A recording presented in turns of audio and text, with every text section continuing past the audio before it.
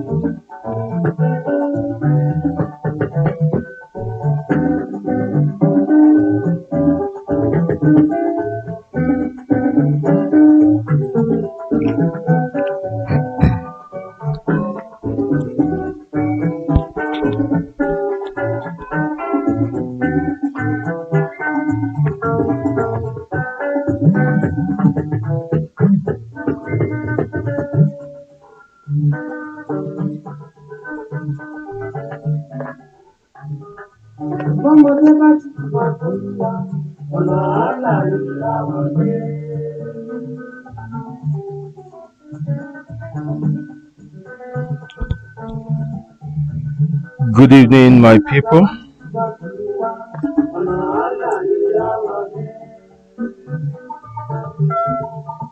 Good people of this wicked world, I greet you.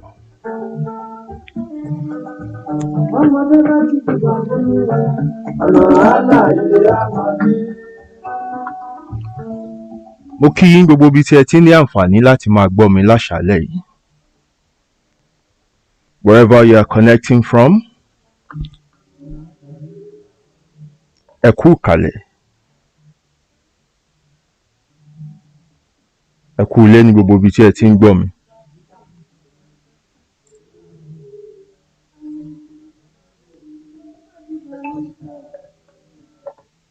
Alẹ́ yìí máa lẹ́tìkẹ́ díẹ̀. Ìjà mọ̀lẹ́bí la fẹ́ parí.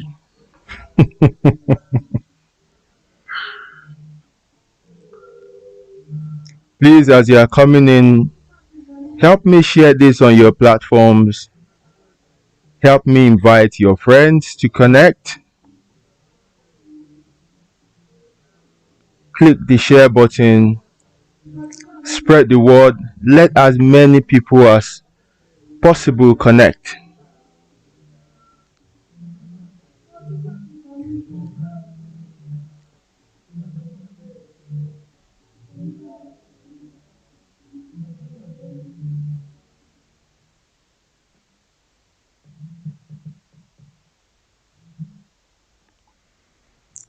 Egbon Godwin, I greet you. Thank you for coming tonight again. Thanks for your support all the time. I'm happy to have you here again tonight. Ẹ jọ̀ọ́, ẹ jẹ́ ká gbórí wọlé, ẹ bá mi pe àwọn èèyàn wípé mo ti gorí ètò.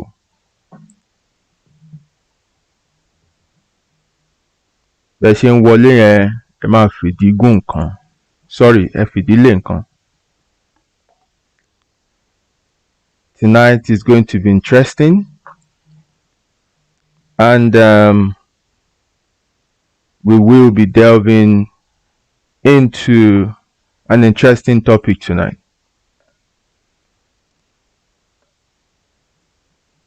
Why our family is always at war. Kí ló dé táwọn ọmọ ìyá mi ò ṣe wọn tí ẹ ń fi ojú ríra wọn? Àwọn ọmọ ìyá Awùsá. Ẹ bá mi pè wọ́n jọ. Jẹ́ ká sọ lálẹ́.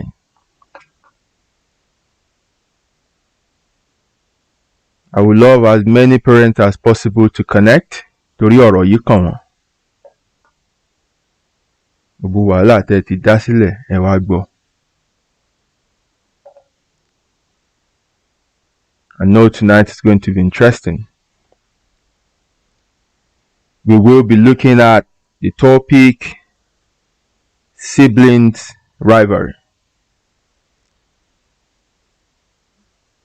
We shall be looking at what are the causes and how to fix it, if possible. Torí àwọn ìjà kan wà kò ṣeé parí mọ́. But those ones that are still, tápá Ọlọ́run ṣì kà, we will be looking at, how we can get around it. We don't waste time on this show. We will go straight into the discussion for tonight. Siblings rivalry. And I know this is not a strange topic for many of us here. Àfẹn tó bá jẹ́ pé òun nìkan lọmọ tí àwọn òbí ẹ̀ bí lókù. Anyway, let's quickly get to Yettis Kitchen, the sponsor of this show. Yettis Kitchen is an Afro-British restaurant situated in the city of Manchester. Wọ́n ń ṣe yàtì. Àwọn ló gbé ètò ìkàlẹ̀ tí wọ́n ní kí n fò kí n nìṣó.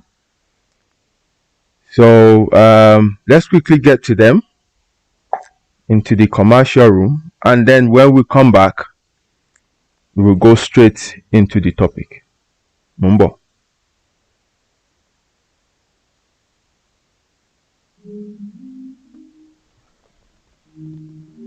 Yettis Kitchen, ilé oúnjẹ àrà ọ̀tọ̀ tó kalẹ̀ sílùú Manchester.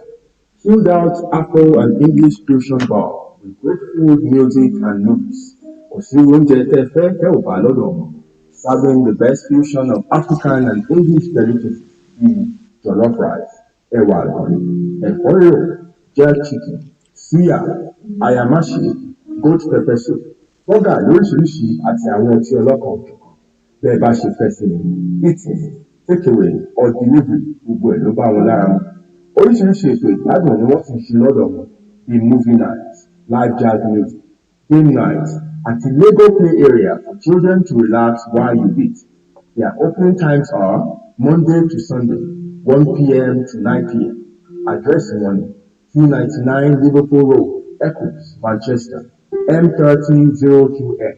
Telephone 0161 706 0062 tàbí 074 603 53448. Ẹ tún lè kàn sí wọn lórí email wọn ní food@yettiskitchen.com. For more information, visit their website www.yettiskitchen.com. Yettis Kitchen, the best Afro-British restaurant in Manchester. Yettis Kitchen, ẹ ṣeun, iléeṣẹ́ yín ò ní jóná o. Right. I can see two of my brothers are on the show as well. My brother Olawande Olatunji, thanks for connecting tonight. Thanks for your usual support. Akorede to know if this show were to be a mole or a downfall, you'll be the conductor. Baba tó ń bá mi pèrò sọ́kọ̀, thank you very much. Ẹ tún lọ bá mi rọ́ wọn wá lálẹ́ yìí o, kàn wá gbọ́. Right.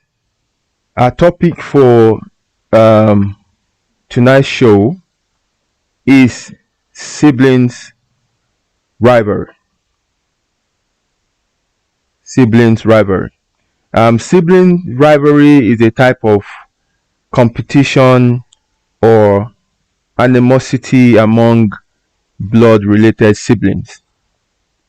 And as we all know, they start from young.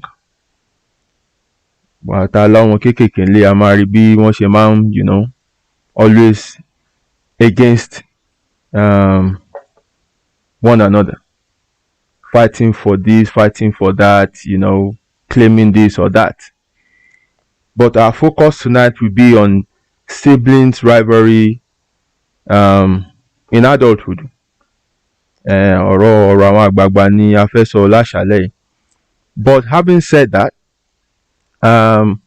it will be useful for many parents on the show who still have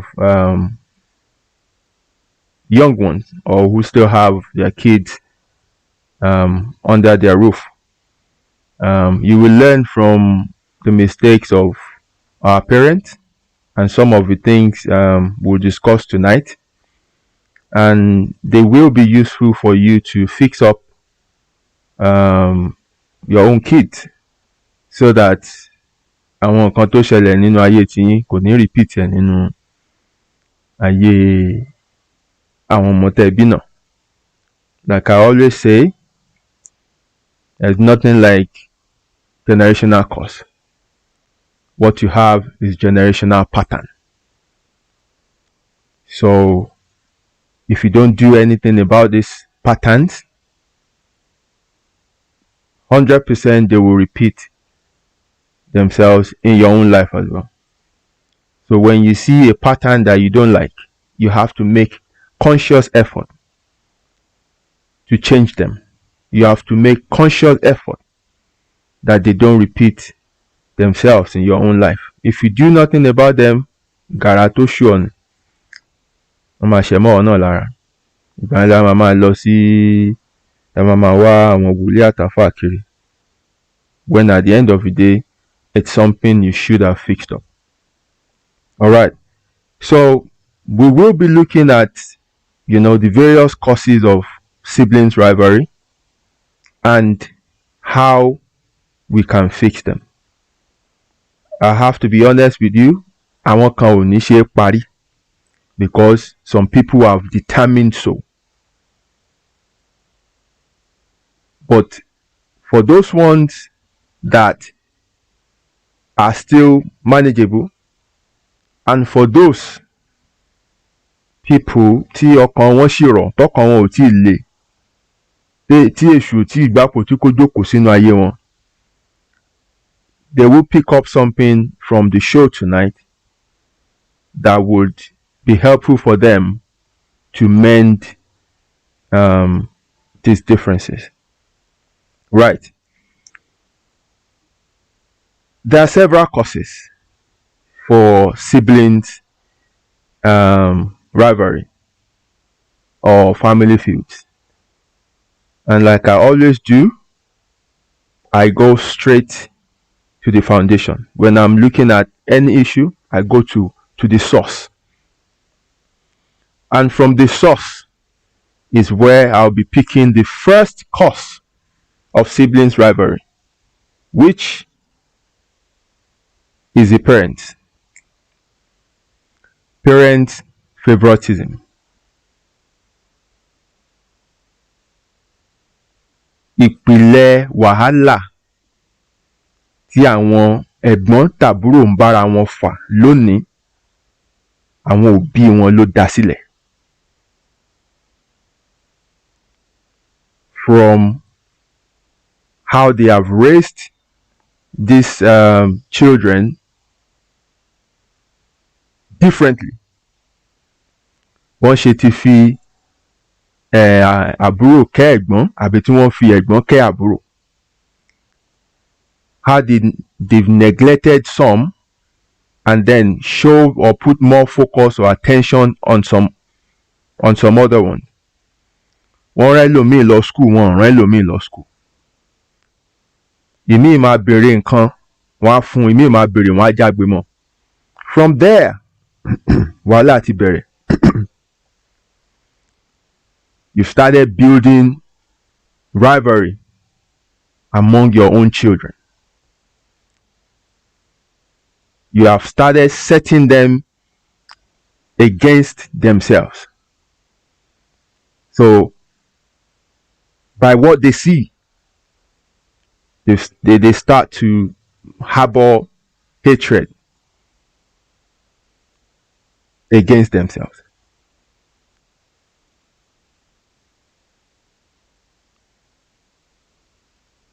This leads to envy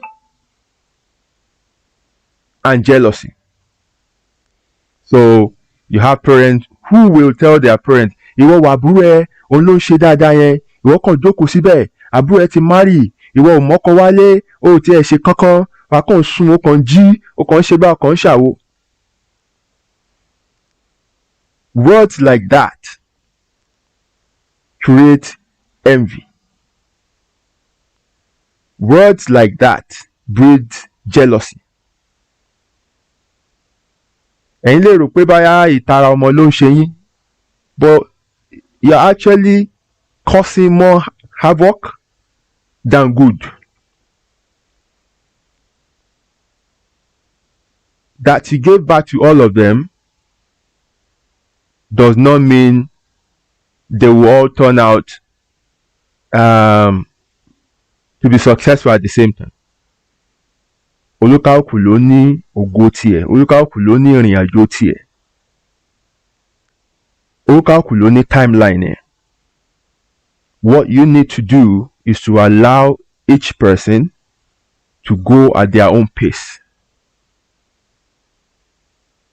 Lóró bí A ṣáájú kò mean pé A máa ṣáájú B sórí rẹ̀.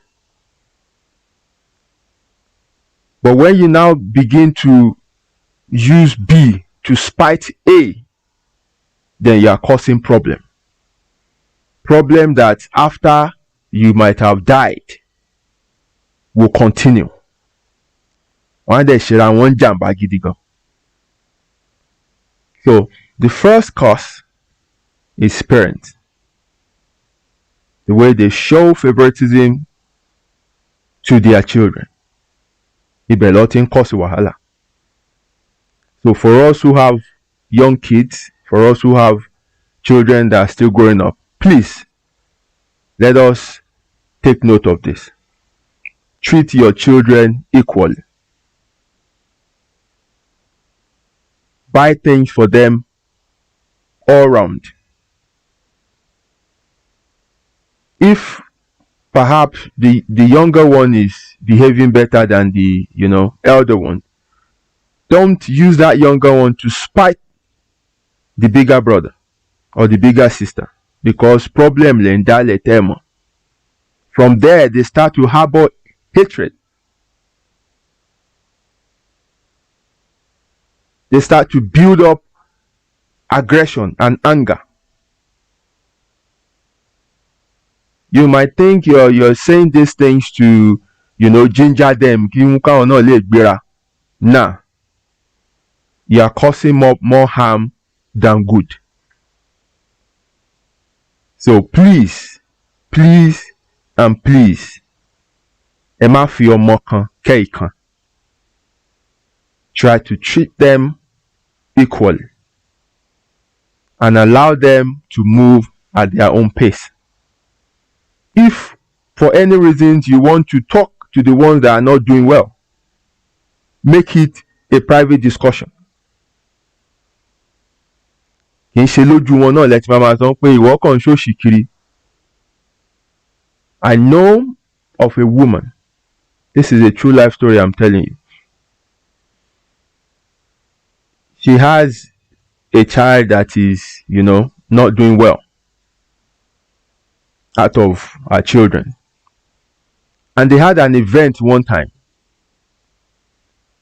And people were coming into the house and, everybody was going around and tọ́ba dẹ̀ ti bèrè ọmọ yẹn á dẹ̀ máa ní owó òsín bì kò sí ọmọ yẹn dẹ̀ wà ń bẹ̀, ọmọ yẹn gan ló ń dáhùn pé mọ́mì mo wà ń bì,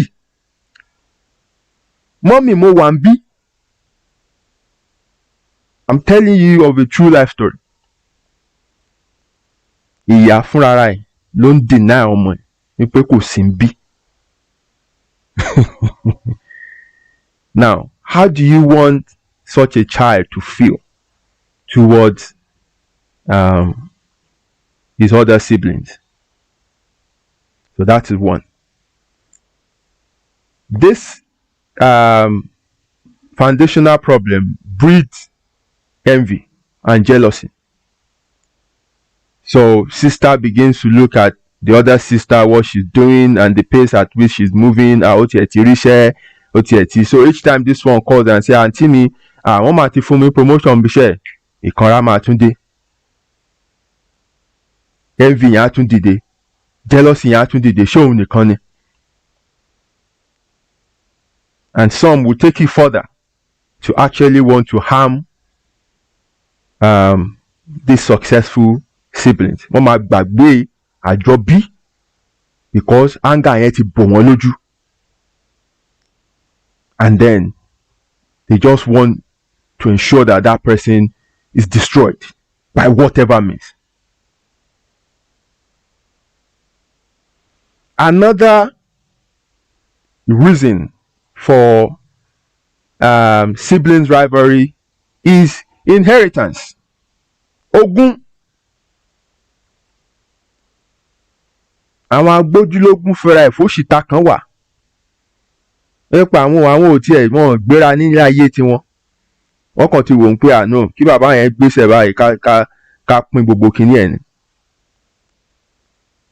Such are greedy that they want to sit down on everything their parents left behind. From there, wàhálà bẹ̀rẹ̀ láàrin ẹbí. Sometimes parents die without making or leaving behind a will. Nǹkan yẹn tiẹ̀ máa fọ́jú gbogbo nǹkan pọ̀. Instead of them kàn jókòó kàn lo làákàyè láti pín nǹkan. The greedy ones will want to just take over everything. Or they'll take over everything. They should be remitting some things back to their younger ones. More ní fún wọn. Wọ́n máa jẹ gbogbo ẹni. So family inheritance is also another major cause of siblings rivalry. Another one is polygamy. Ilé olórogún. Ilé olórogún, ilé ogun ni. And people who are from polygamous family can testify to this. Kò ń sálàáfíà ní àwọn ilé yẹn. No. It's one problem to the other. It's from one wahala to the other. Ọmọ ìyáálé gbérí wọ́n tẹ̀ pa ni. Ọmọ ìyàwó fẹ́ ṣe nǹkan wọ́n rì mọ́lẹ̀ ni. So that's another major cause of siblings rivalry. Polygamy. So ẹ̀yin tí ẹ ṣì ń wò láti fẹ́ bíi méjì mẹ́ta sí ẹ ronú sí dáadáa o. Ẹ ronú sí wàhálà ọjọ́ ọ̀la tẹ́ fẹ́ fi ilẹ̀.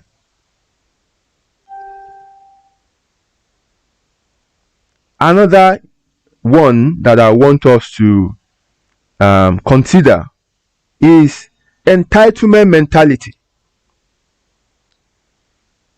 Some siblings just feel or think àwọn wáyé kí wọ́n wá sin àwọn ni. Àwọn gan ò gbéra. So they think ẹ̀gbọ́n wọn ló máa ṣe gbogbo nǹkan fún wọn. Or the most successful in the family is the one that will be responsible for their own lives.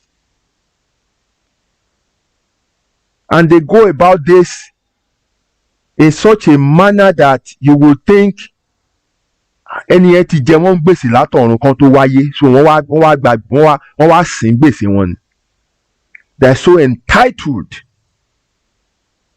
that they say all manners of things to you when you don't meet their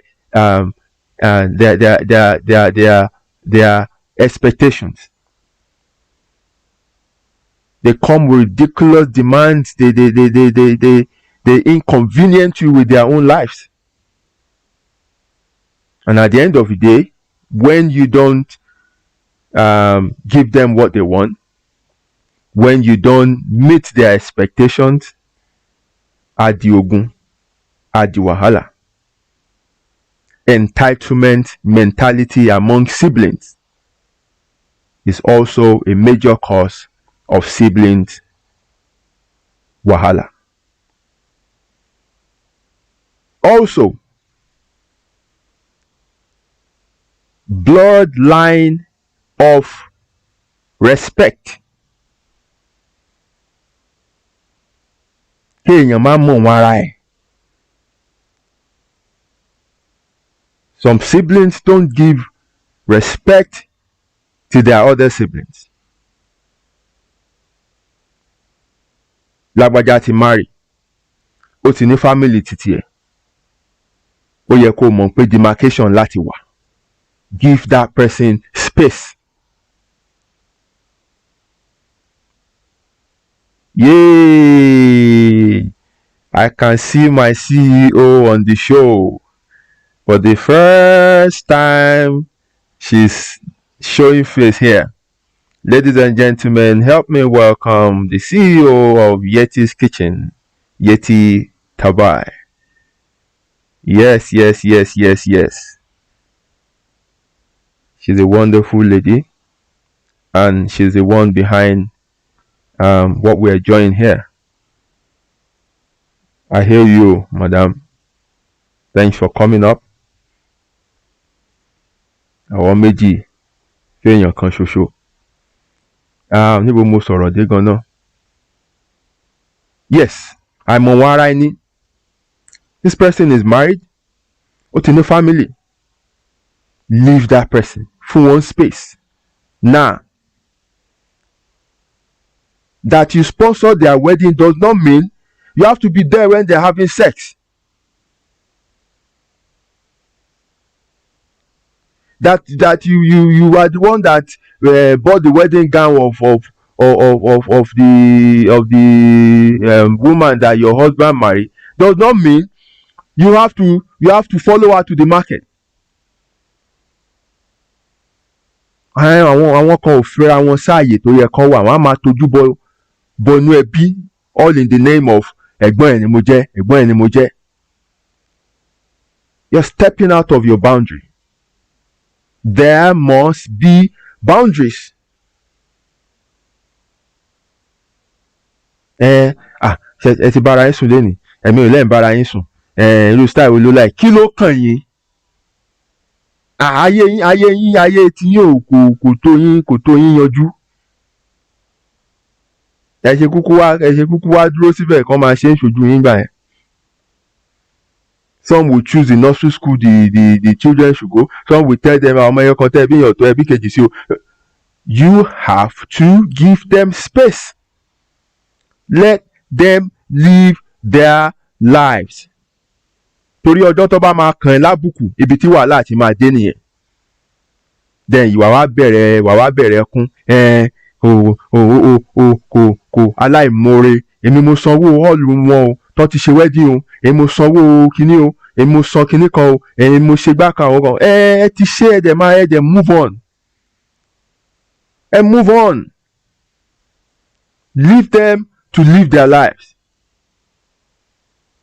Ẹ̀wọ̀n tẹ́ máa pè all the time, ìwọ àti ìyàwó ẹ̀ tí ẹ̀ argue ni, ṣó ń behave ṣá, kí ló kàn yín?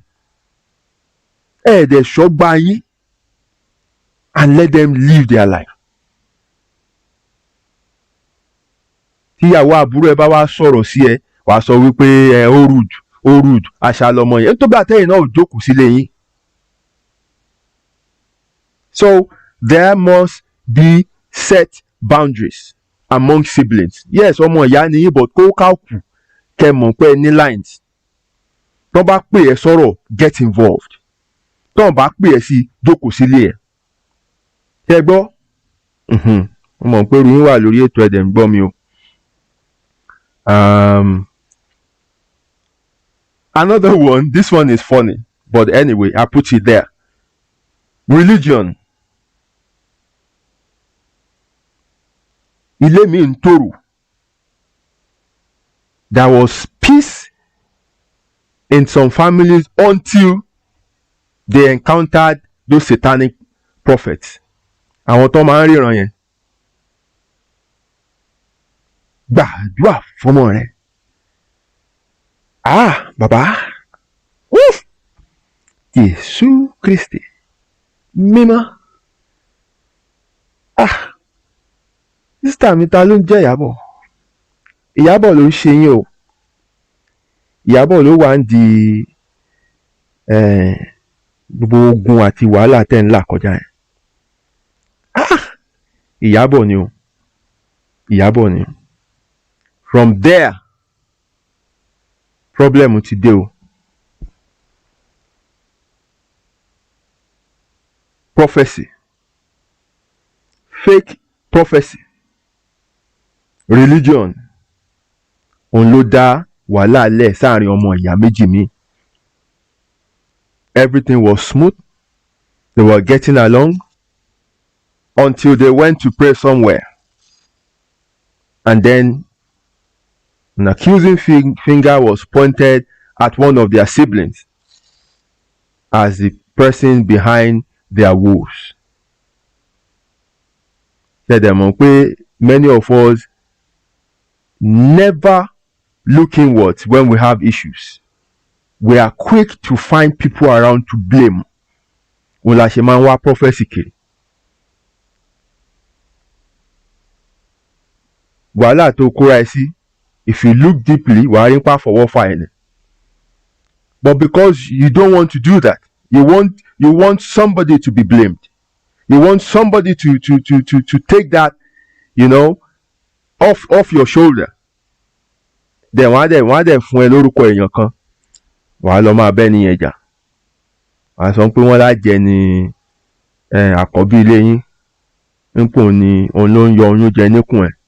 Tó bá ti lóyún, òun ló ń ti straw bọ̀ tó ń fà á. That is also a point to look at. I have 2 or 3 more, but before I get into that, let's quickly get to Yettis Kitchen. and shout out the sponsor of this show. I'll be back. Please start dropping your comments. My eyes are on the comment section now. It's getting a bit hot in there. I'll be pinning some comments, and then we'll get straight into the discussion again. I'll be back.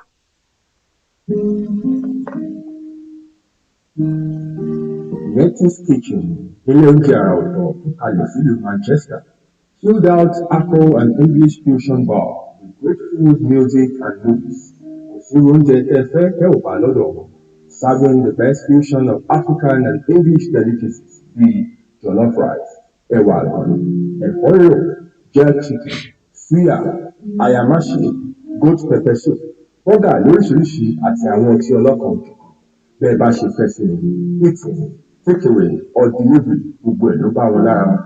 Oríṣiríṣi ètò ìgbádùn ni wọ́n sì ń ṣe lọ́dọ̀ wọn bíi movie nights, live jazz music, game nights àti Lego play area for children to relax while you eat.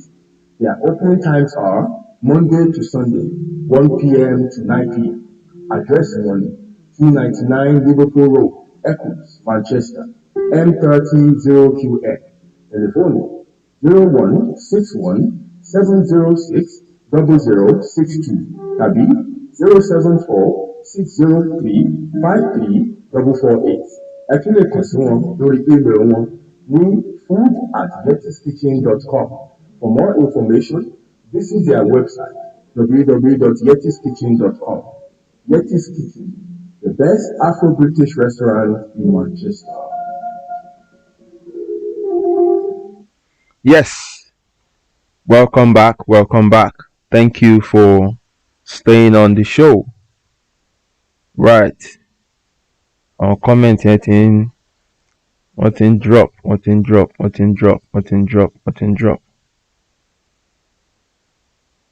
Okay. Another one I have here is past hurts. Àwọn kan wà wọ́n ti ṣẹ̀ wọ́n ti pẹ́ but wọ́n refuse láti gbé kúrò lọ́kàn for whatever reason. Wọ́n ti pè wọ́n, wọ́n ti bá wọn dá sí, they've called family meeting, they've but eléyìí ṣàtakùn pé ó dùn mí gan. Èmi ni bọ̀bọ́ yẹn sọ̀rọ̀ síbẹ̀ yẹn. Kí ló fira ẹ̀ pé kí ló ní ná? Kí ló ní? Ó yá wèrè ní. So they're still nursing this. They're still nursing this past hurt. That's another major problem. And this will continue because it will spill over to the next generation. No. Lucky one and stuff like that. So the children you give birth to will inherit the battle and continue from there because both parents could not reach a settlement.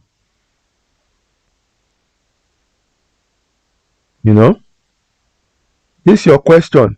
So two brothers raised by the same parents in the same manner, they are twins, same dress, school, Tao grew up to be a thug and Kennedy became a pastor. What went wrong, sir? And if their parents choose Tao over Kennedy, do you blame them? Okay. And also I'll give you another illustration. There are two kids raised by the same father. They turn out differently. And both of them were asked who was their mentor. Both of them pointed to the same father.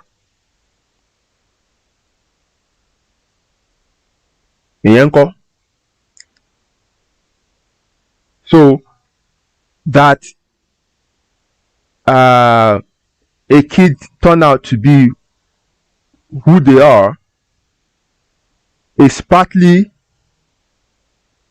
parents and the kid himself.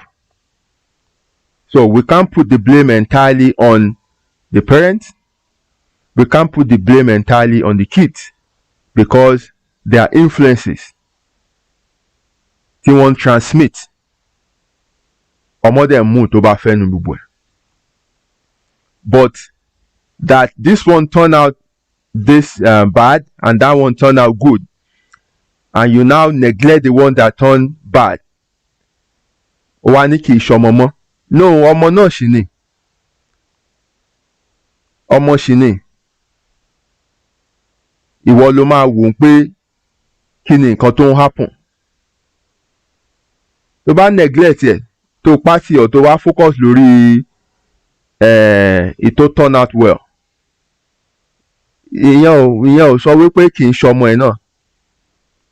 What you are trying to do is like an ostrich that buries its head in the sand. Tó wá léèyàn kankan ò rí òun, wọ́n sì ń rí ẹ̀, gbogbo ara ẹ̀ wà ń tà. They are still your kids, regardless of how they turn out. O wá gbọ́dọ̀ sọ pé mo ti pàwọ́ tì, mo ti kọ̀wọ́ lọ́mọ torí pé o jáde dáadáa. No, they're still your kids. They're your product, and there's no way you can't shy away from that. So they can't choose. That is where the problem is. But this is what we normally do, or this is what we find around us. They choose, but they shouldn't choose. They're your kids. They're your kids. Ètò dẹ̀ tó ya pọ̀ kí yẹn, ìrètí ò tí ì pin fún. Life can still turn the life of that one around. Like I said, everybody has a path that they have to follow. Àti wálé ayé páàrí òun là á rí. So they should just keep encouraging that one. I know it's tough, I know it's difficult, but I'm here to say what is the right thing to do. I'm not here to look at how difficult or how inconvenient it is. I'm here to say this is the right thing to do. This is how we should live. And for those of us who still have young kids, I'm emphasizing it. This program is so important for us because we can learn, so that what happened in our own family won't repeat itself in the life of the kids we're raising. All right. Now let's move to how do we resolve these problems, because we've talked about the issues and the causes and everything. How do we resolve this problem? How do we build back this relationship? How do we mend it? Please, if you have any other reasons that you think I've not mentioned, please drop them in the comment. We are here to learn. And if you think there are other ones that either it happened to you or somebody you know, and you think I've not covered it in some of the points I've mentioned, please drop them in the comment. I will pick it up. So the first thing to do in resolving this, because there is no one blanket solution to resolving this. There is no one blanket solution to resolving this, because ẹbí yàtọ̀ sẹ́bí, and human beings are complex. We're complex beings. So I can't just say this is the way to go about it. No. So what is the first thing we should do? Number one is to understand what the problem is. Kí ló fa wàhálà yẹn gan? kí ló fa wàhálà yẹn gan. We must understand the problem because the problems are different. The problems are different. So you must understand kí ni wàhálà tí àǹtí ní pẹ̀lú mi gan. It's when you understand the problem that you can move to the second step, which is to have a bare all conversation. Have a sit down and empty your heart conversation where you hold nothing back, where you put ego, you put pride, where you put where you put seniority and all these things, you put them on the side and you are focused only on healing the relationship. Okay, my sister here puts up one of reasons here. Success causes rivalry. Beauty causes rivalry. I'm older than you causes rivalry. Inheritance causes rivalry. Destiny causes rivalry. Facebook, Instagram causes big problem. In short, don't have siblings. Oh, wow. Yes, you see that WhatsApp one? I know. And the Instagram one. Abanla wahala ni. You know, some people they deliberately are following you because wọ́n ti rí pé means táwọn máa fi máa ṣọ́ gbogbo ìrìn àjò ayé ẹ̀ nìyẹn. So, and some people too, because they want kórí ẹ̀gbọ́n wọn kó máa tanná bí tó wà. Ẹ̀gbọ́n tó sọ pé àwọn ò ní make ẹ yẹn táwọn ti wá lọ blow yẹn, àwọn fẹ́ máa pẹ́pẹ́ gan. So every day, even if they are not going out, they go and wear green gele, green lace, green underwear, green shoe, green lipstick. They paint their nails green and take picture and put it on the status, put it on Instagram, put it on Facebook. They will set video and be dancing for no reason. They'll be doing updates like, oh, another success loading and all these things, because somebody is watching their status. Wọ́n dẹ̀ fẹ́ kí orí ẹni yẹn kó máa tanná. Wọ́n ní ikú ń jọ̀gẹ̀dẹ̀, ikú ń rẹ́rìn. Ikú ò mọ̀ pé tó ń dùn ó ń pani. Listen, for all of you who are living life like that, ẹ jẹ́ n sọ fún yín o, ọgbọ́n lèèyàn fi ń gbélé ayé yìí. Life requires wisdom. Ilẹ̀ gbígbẹ ń yọ̀yàn.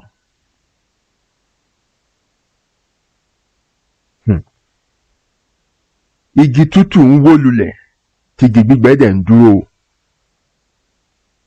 Ayé gbẹ̀gẹ́. Tó bá ń dáa fún ẹ, tẹ̀lẹ̀ jẹ́jẹ́ o. Tó bá ń dùn fún ẹ, jayé jẹ́jẹ́ o. Wọ́n ní eégún tó pidán níwọ̀n ní ń pidán pẹ́. Fi ọgbọ́n àti làákàyè lò ilé ayé o. You have nothing to prove to anybody. Live your life without hurting anybody, without targeting anybody. Live a quiet, peaceful, and wisdom-filled life. Falafolo lólé ayé o. Ègún ayé ò ní gún ẹlẹ́sẹ̀ o. Mi ò ní sọ jù bẹ́ẹ̀ lọ. Wọ́n ní àbọ̀rọ̀ lásán fọmọlúàbí. Tó bá dénú ẹ̀, á dòdìdì. Yes, tíṣu ẹni bá ta, a máa ń fọwọ́ bò jẹ ni. Bẹ́ẹ̀ ni. You know, I read the story of one lady who got married sometime, was it 2 years ago? instead of her to take a car to the church, when they got to a shopping complex, she asked to be dropped. Ó wá rìn gbanú shopping complex yẹn gbáwájú ṣọ́ọ̀bù ẹbí ẹ̀ yẹn nínú wedding gown. Maybe ẹni yẹn ti sọ fún pé kò ní marry. Ó wá rìn gbàbẹ̀. Ó wọ wedding gown yẹn gbáwájú shop ẹni yẹn kọjá ní shopping complex yẹn. Kódà ẹni yẹn á rí òun wípé wo wedding mò ń lọ ṣe yìí o. Kò lè tó gbogbo yẹn o. Kò lè tó gbogbo yẹn. Ó ti mọ àwọn status bẹ́ẹ̀ yẹn additional toy to my garage CLA 2021 limited edition. Ìyáláyà gbogbo wọn. You know? So part of the problem àwa gan la ń fà á, àwa la jókòó tá à ń kóná sí wàhálà yẹn. These little things like this. Tó bá dẹ̀ ti post status bẹ́ẹ̀ yẹn, wọ́n máa gbé bùkátà wá ni. Tó bá ti wá gbé bùkátà wá, wàá wá sọ wípé o ò ní problem àwa dé. Because status ẹni wọ́n wò tó fi ru bùkátà wá. Àwọn kan tó ń post ẹni wọ́n wò tó fi gbé bùkátà wá. Wọ́n wá gbé bùkátà dé. Ó wá sọ wípé iṣẹ́ ò lọ dédé. Iṣẹ́ ò lọ dédé, status tó post yẹn ńkọ́? Làákàyè ló yẹ kẹ́ ẹ fi lólé ayé o. Somebody even did traditional marriage only, but because she knew the guy won't marry her properly, she went to the backyard and changed to her.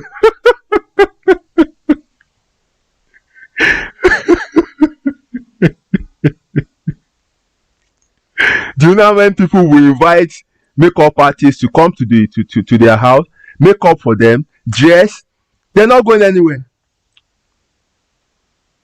Take several photos, dance, do video, and now post it. Just because wọ́n fẹ́ kí orí èèyàn kan kó máa dún gbàùn tó bá ti ń rí.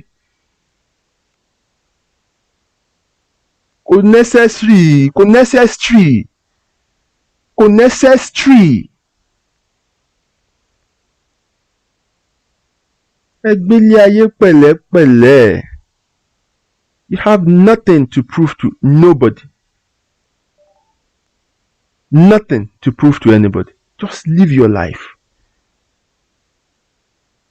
Live your life. So, back to my point. First of all, understand the problem. Problem tèmi àti àǹtí Lágbájá ní nìyí o. And focus on that problem. Sit down, you and the Auntie Lagbaja, and have a bare all conversation. Ẹ dà gbogbo ẹ lẹ̀ sọ́tínú ẹ. Now, the third point ni wípé you must be ready to admit your fault. You must be ready and willing to admit your mistakes. You must be ready and willing to apologize. Oh, you can't want a healing, or you can't want to resolve family problem you have, and then still go with that haughty spirit, arrogant mind that nah, kò sí bẹ̀bẹ̀ fún ta ni kí mo fẹ́ bẹ̀ fún. Yebo no, after all, no share me. No, then you are not ready. You are not ready. If you are still going there to count scores. No. You are there to have win-win situation, not win-lose. You are there not to pass box and put blame at the feet of somebody. You are there not to say ìwọ ò má sọ̀rọ̀ jẹ́ máa gbọ́ nǹkan tí mò ń sọ. No. Both sides ló ní problem, ló ní nǹkan tó fẹ́ sọ. You must go with the mindset of yes, gbogbo ẹ̀sùn tó bá fi kàn mí mo ṣetán àti tọrọ àforíjì, mo ṣetán àti gbọ́ gbogbo ohun tó bá sọ, mo ṣetán àti accept the fault mi. That is how you can get healing. That's how you can mend the broken relationship. Another point, an important one, is you must allow time for healing. And you must understand that people heal differently.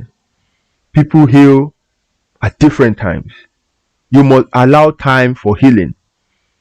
Kì í ṣe pé wọ́n bá yín parí ìjà níjọ́ ọ̀la Saturday nsìn, ó dẹ̀ ti di Monday, ó ti ń sọ pé ó dẹ̀ pè mí, ṣé kò tí ì tọ́nú ẹ̀ náà ni? Calm down now. Ẹ jẹ́ kẹ́ni ẹ process gbogbo nǹkan tí tó ti ṣẹlẹ̀, ẹ jẹ́ kó pọ̀ jára ẹ̀.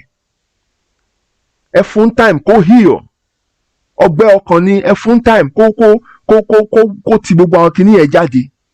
It takes time and you can't rush this process. Ẹ ti ṣe meeting, ó káàkù ti sọ tinú ẹ̀, ọkàn yín ti fúyẹ́, okay, egbò ni, let the wound heal.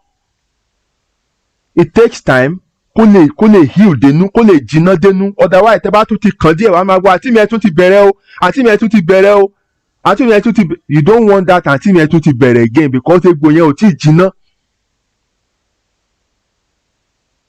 Sometimes look at when we have injuries, the skin will heal up, a cover, but inside tó bá tẹ egbò yẹn ó sì ń dùn wá, ṣì máa ṣe yé lẹ́ẹ̀kọ̀ọ̀kan. But allow it to heal properly. So jẹ́ pé tó bá gbà tó bá tún hit ẹ̀ mọ́ nǹkan kan kò dùn ẹ́ mọ́ because ó ti jiná dénú. So allow people to heal. Wọ́n ti bá yín parí ìjà, wọ́n ti sọ, yes, fún ní time. Jẹ́ kó process gbogbo nǹkan tó ti ṣẹlẹ̀. And then naturally wàá rí wípé the person will warm up to you again. Kò dẹ̀ ní ro nǹkan àtijọ́ yẹn. But ó tí ì jẹ́ ó ṣe tán, ó ti ń kó gàràgàrà bó again. Ìjà yẹn á tún bẹ̀rẹ̀ again ni wọ́n á sọ pé wọ́n bá yín parí ẹ̀ tì. That's because you are missing a process. You are missing a key point in the process.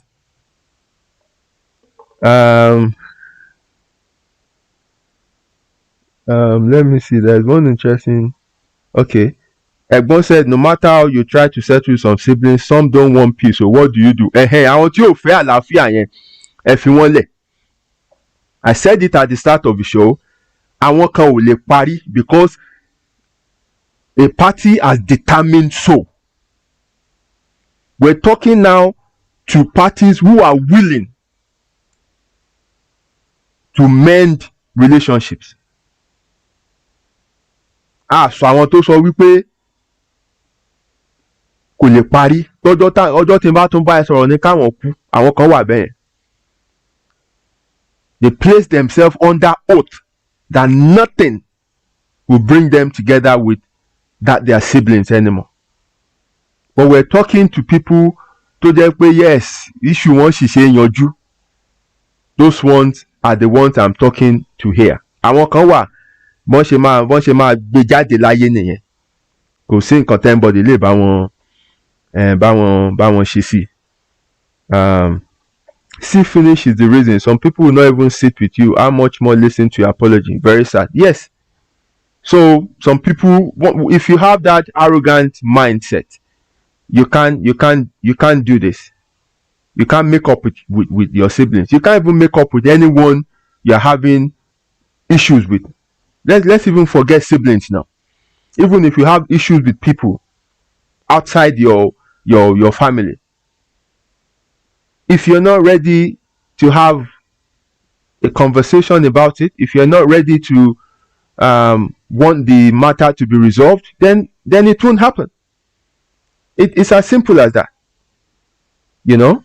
So we must come to that point where you understand that there's a problem.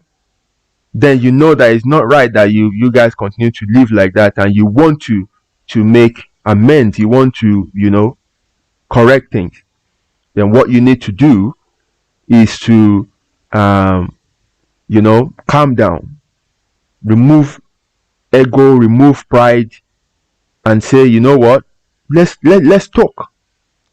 Ẹ jẹ́ ká da gbogbo ẹ̀ lẹ́ẹ̀ ká sọ tinú wa jáde, and let's resolve this. Kò dáa ká máa gbé báyìí. So another point is, after allowing time to heal, then you need to define new family values centered on love, honesty, and respect. Those things are essential. There must be values. There must be values. Codes that everybody will respect. Kò matter whether wọ́n làkọ́bí, whether wọ́n ni àbíkẹ́yìn, whether wọ́n ni ìwọ ló ṣoore jù ní family yẹn, whether wọ́n ló ń bọ́ family or whatever thing like that. Nah, it does not matter your status or your position. You must respect these values. You must respect your siblings, whether older than you or younger than you. You must show love. You must also be honest with them. Tí nǹkan bá ń ṣẹlẹ̀, má dì sínú. Sọ. Má kàn gbé sínú kó máa assume pé ó mọ ohun tó ṣe náà. Mo mọ ohun tó ṣe náà, wọ́n máa kápárù nìyẹn. Ó mọ ohun tó ṣe náà. No, kò mọ nǹkan tó ṣe. Sọ fún nǹkan tó ṣe. Let that person know nǹkan tó ṣe. Kẹ̀dẹ̀jọ yanjú ẹ̀. Ẹ má jẹ́ kí issue máa pile up.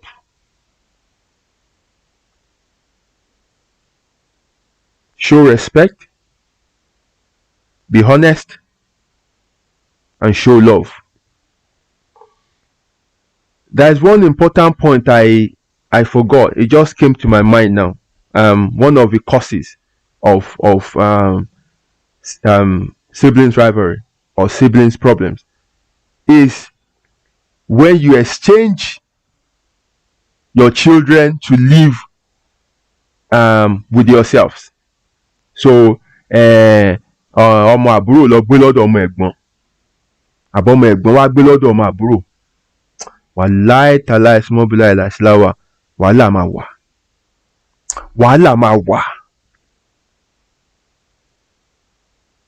máa wà. Because any slightest ill treatment tọmọ yẹn bá fi lè sọ fáwọn òbí ẹ̀ báyìí, wọ́n máa gbéná jẹ ni. So ó bẹ́tà kí àlàáfíà lè wà kó káàkù kó tọ́jú ọmọ ẹ̀ lábẹ́ rúùfù ẹ̀. Take care of your children under your roof. Tó bá fẹ́ ṣọlidé one weekend, wọ́n lè lọ kán padà. Bọ̀n pé o lọ ń gbé ń bẹ̀. Wàá sọ pé wọ́n ń lo ọmọ ẹ̀ bí ẹrú. Wọ́n sọ pé ọmọ ẹ̀ ló ń ṣiṣẹ́ ilé, ọmọ tí wọn ò ṣe and stuff like that. Problem á wà. Even problem á wà between your children as well. Because the ones that they are treating bad will start looking at, his cousins in a bad way. Kò dẹ̀ ní gbàgbé gbogbo nǹkan tó bá ṣe fún. So by the time he leaves that home, ó ti ní àwọn cousin yẹn sínú. Pé àwọn orí báwọn parent ẹ ṣe treat mi nígbà yẹn, ẹ dẹ̀ wà ń bẹ̀ ẹ̀yin máa jókòó sí sitting room ẹ̀ ń wo TV. Wọ́n ní kémi lọ máa fọ abọ́, kémi lọ máa fọ toilet. Wọ́n máa cause problem. Tí wọ́n máa inherit problem tó jẹ́ pé àwọn òbí wọn ló cause. Ó better kó káàkù tọ́jú ọmọ ara ẹ̀ ní abẹ́ rúùfù ẹ̀ rather than exchanging children or say lágbájá ń bọ̀ wá gbé lọ́dọ̀ ẹ̀. So I just remember that now pé ara problem náà ni. And also another one is when siblings have dealings together, whether business dealings, whether contract, whether mo gbéṣẹ́ fẹ́ gbọ́n mi kó bá mi ṣe nǹkan kan. There are so many people here who are sending money home to their siblings to help them, like supervise certain project. Ṣùgbọ́n tó jẹ́ pé wọ́n ṣe ń send owó yẹn làwọn yẹn ń kó owó yẹn mì ni wọ́n ń ná. Wọ́n dẹ̀ máa sọ fẹ́ nìyẹn pé iṣẹ́ ń lọ. By the time tẹ́ni ẹ bá kàn, without even informing them, á kàn turn up ní Nigeria and say, oh, ẹ̀gbọ́n, mo ti dé. Ó ṣe máa dé, ó dé síbo, kí ló dé wá ṣe, ta ló pè ẹ́? Ẹ̀gbọ́n kí ló dé, ṣé mi ò lè dé ni? I can come now, ṣebí ìlú mi náà ni. Anyway, mo ti dé náà ni. Ó bá má ṣe yẹn, àwa sọ fún mi pé ò ń bọ̀. Ó kàn lè máa bọ̀ bẹ́ẹ̀ yẹn, Nàìjíríà le gan. Tọ́ bá lọ gbé ẹ̀ ń kọ́, tọ́ bá lọ ṣe ń kàn, ẹ má worry ẹ̀gbọ́n, mo ní security, mo wà okay, ẹ má worry, everything is under control mọ̀. Èmi gan mo kàn ní kí n kàn sáré wá ni mi ní má ìfẹ́ máa wá tẹ́lẹ̀. Anyway, tó bá di àbọ́jọ́ wo mo ní kí n wá báyá lọ́la ọ̀ àbọ́jọ́ wo lẹ fi ń pẹ́ lè mú mi lọ sí sáìtì mi tẹ́ ń bá mi ṣe yẹn.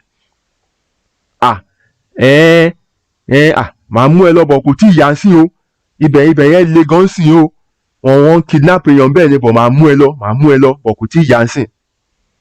Ẹ̀gbọ́n máa post ẹ̀ and post. Eventually the guy will get to know that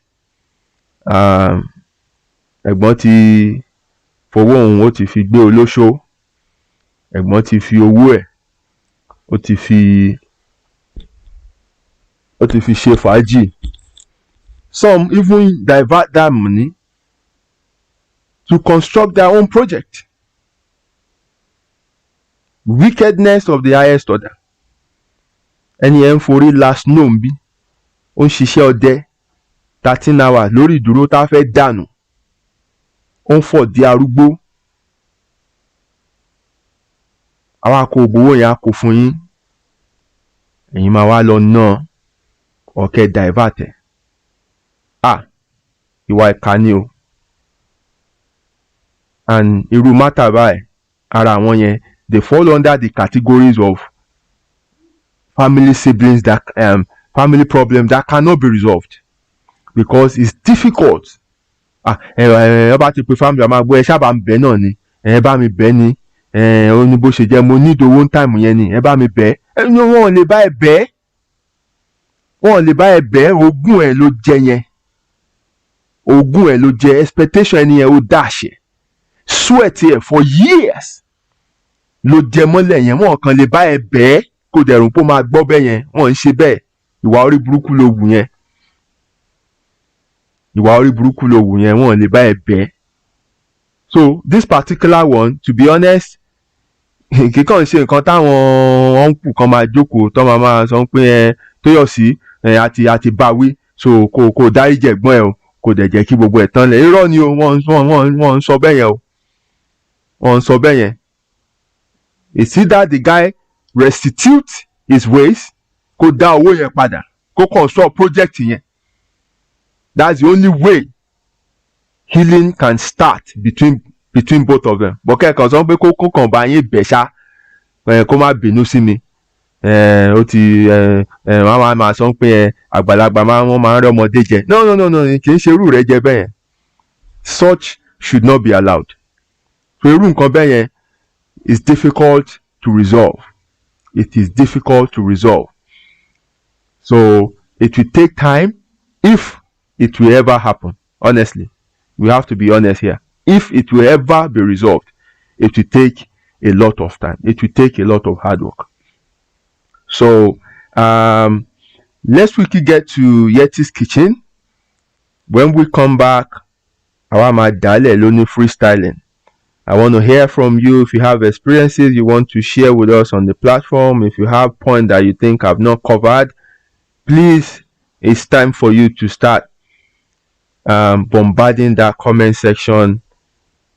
We have not too much time left, but I think we can still cover a bit more. Let's get to Yettis Kitchen and then I'll be back.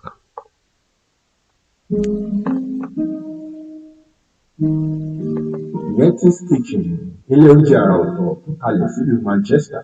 Chilled out Afro and English fusion bar with great food, music and movies. Kò sí oúnjẹ tẹ́ fẹ́ tẹ́ ò bá lọ́dọ̀ wọn. Serving the best fusion of African and English delicacies bíi jollof rice, ẹ̀wà àgànyìn, ẹ̀fọ́ rírò, jerk chicken, suya, ayamashi, goat pepper soup, bọ́gà lóríṣiríṣi àti àwọn ọtí ọlọ́kan bẹ́ẹ̀ bá ṣe fẹ́ sí ni eating takeaway or delivery gbogbo ẹ̀ ló bá wọn lára mu. Oríṣiríṣi ètò ìgbádùn ni wọ́n ti ń ṣe lọ́dọ̀ wọn bíi movie night, live jazz music, game night àti Lego play area for children to relax while you eat. Their opening times are Monday to Sunday, 1 p.m. to 9 p.m. Address one, 299 Liverpool Road, Eccles, Manchester, M300QN. Telephone 0161-706-0062 tàbí 074-603-53448. Ẹ tún lè kàn sí wọn lórí email wọn ní food@yettiskitchen.com. For more information, visit their website www.yettiskitchen.com. Yettis Kitchen, the best Afro-British restaurant in Manchester. Yes, welcome back. The comments are dropping. My sister BC says, Omode Shoroshe, because they never forget. I remember extended families that were hurried for no just reasons, just pure envy. This is my story here. This is my story here. And things I went through, I can't get them off my head, to be honest. I can't get them off my head, and for that reason, my own kids can't live anywhere else. It's as simple as that. Ojú olójú ò lè dàbí ojú ẹni. Àṣé ìyá ò lè dàbí ìyàwó. Now, kò ní dáa fún àwọn pa ábíámọ ìṣépè. Ẹ má ṣépè. Bọ̀tẹ́ ti wí yẹn náà. So shall it be. Àwọn bẹ́ẹ̀ yẹn máa tàràkà gbẹ̀yìn ayé wọn ni. Wọn kì í níláárí. Ẹ̀gbọ́n àní ẹ má ṣe pé. Anyway, ẹ ti sọ yẹn náà nísìnyí a lè kó padà mọ́. Ìyẹn náà ti ṣẹ bẹ́ẹ̀. Ó ti ṣẹ bẹ́ẹ̀. Cheating other people and think can get away with it. Nah, kò possible. Natural justice ìwà. You can't get away with it. It's impossible. Oró gidi ló dá ẹni yẹn. Oró ni. I don't like it when you say we don't have much time left. This time, I beg, extend the time, please.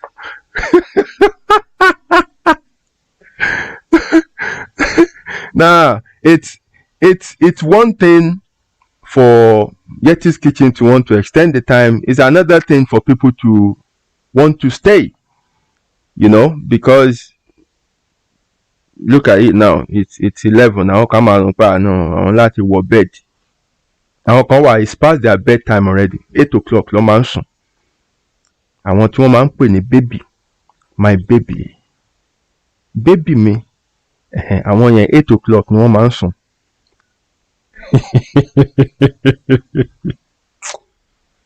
So àti mú àwọn yẹn nísìn kí wọ́n extend kọ́ wà outside their bedtime by 3 hours. Tàbá tún wá sọ di 2 hours nísìn, ṣe ti mọ̀ pé a ti ń dá wàhálà lẹ̀ fún baby.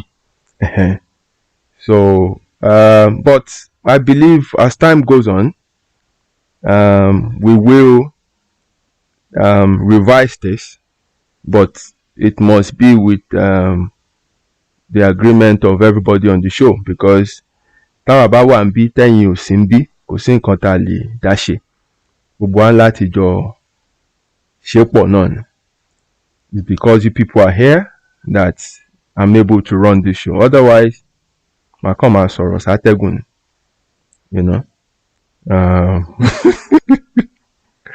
Hello, my accurate timekeeper. Already gan.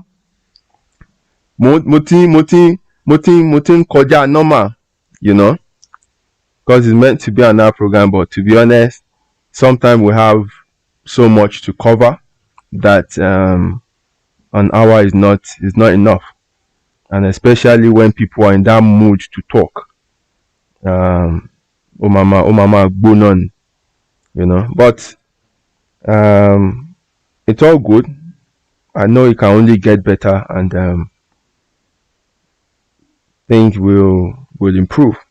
Adema gbadun ara wa doba. So I think we've come to the end of the show tonight, and I hope what we discussed tonight is something every one of us can relate to and work on. I know we have issues going on with all of us. Please don't let us just exit this show and just brush it off. If you need to call that person and try to mend the relationship, do it. Do it. má wò ó pé èmi báwo, èmi kọ́ mo máa bẹ̀. No, gbégbèsè náà, gbégbèsè. Because ayé yìí ò le tó bá ṣe mú. If it's within your convenience, live at peace with all people. Live at peace with all people. Yettis say we have to revisit this topic. We want to send an anonymous question because this topic is too sensitive for some people to write comment. I know. The same thing happened when we were talking about sex. My inbox was full. My phone was full with messages. The next day, I was dealing with phone calls. But on the show, people were not talking. This one as well. I know, it's a public space and people will be careful of what they say, especially this is not a closed group and they don't want to sorrow. See, they want to sorrow. Okay. Send in your anonymous question, send in whatever comment you have, and then so you have a supporter here, my brother Olawande is saying very right. He's unusually quiet tonight, so something is going on, So okay. And I'm share anonymous in by. Send in whatever you have, and then we'll have a way to bring it out, and people would not know who said what, So let's do it that way. Last week I asked us to send topics, and we had two: siblings rivalry, this one, and domestic abuse. So our next show will be domestic abuse. The next topic we'll be discussing on Friday will be domestic abuse.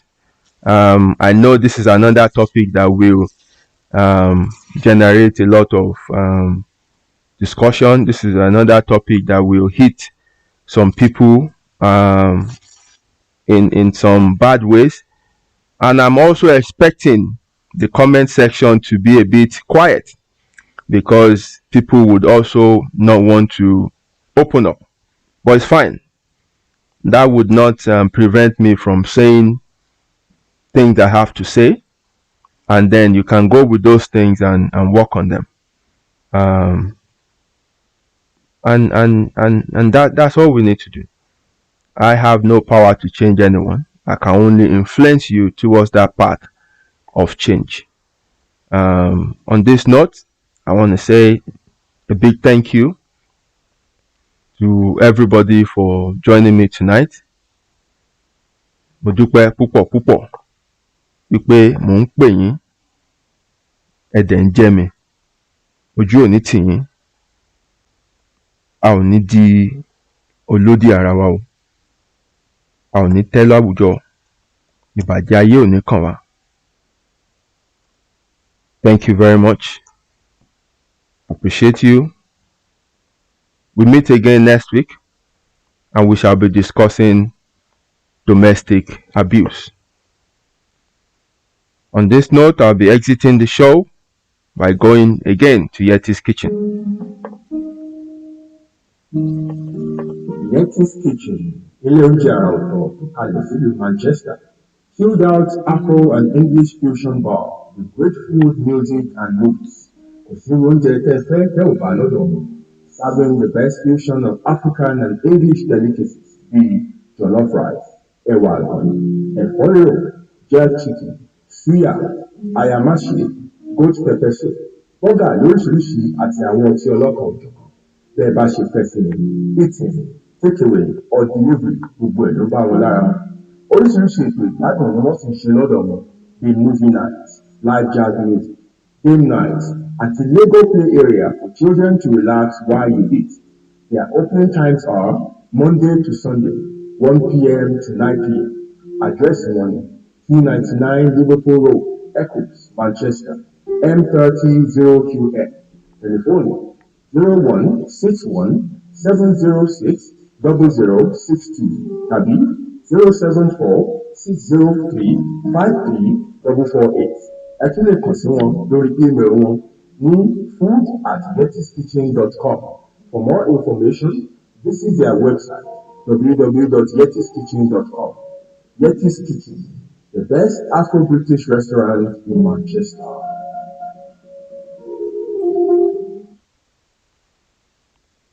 Thank you, my people. Ìpàdé wa bí oyin o.